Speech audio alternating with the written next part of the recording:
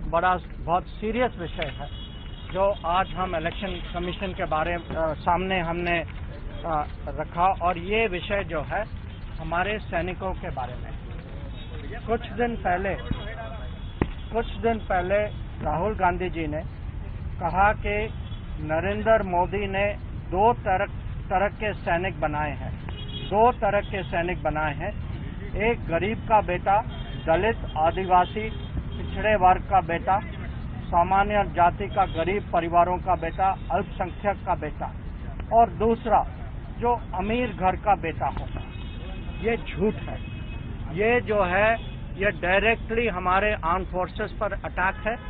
ये विवाद का विषय बनाना चाहते हैं, बीच में उनका मोराल जो है उसको कम करना चाहते हैं, और ये चुनाव का विषय नहीं है, ये राष्ट्र सुरक्षा का विषय।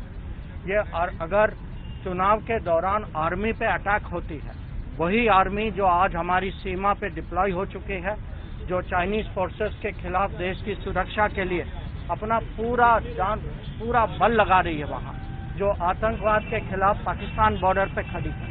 अगर आप उस समय उनको ऐसे अटैक करते हैं, बिना कारण के अटैक करते हैं, झूठ फैला के अटैक करते हैं और ऐसी चीजें कहते हैं कि अगर इन लोगों का ये शहीद भी हो जाए तो भारत सरकार इनके लिए कुछ नहीं करेगी, तो ये हम बहुत इसको सीरियसली मानते हैं।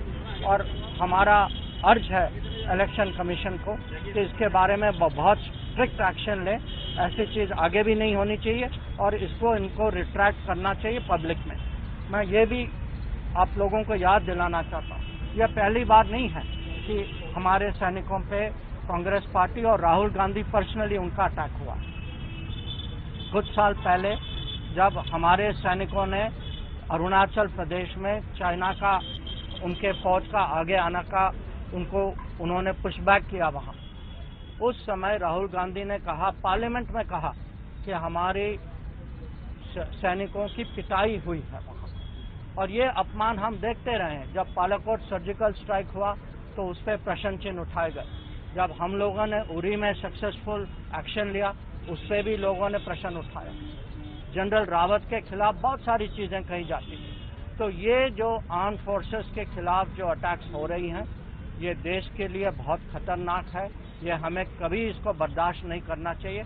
आज हम जो हैं इलेक्शन कमीशन के सामने आए हैं, पर हम देश के सामने भी ये विषय रखना चाहते हैं कि ये देश बर्दाश्त नहीं करेगी कि हमारे सैनिकों पे ऐसी अटैक्स हों, और ये राजनीतिक कारण के लिए हो।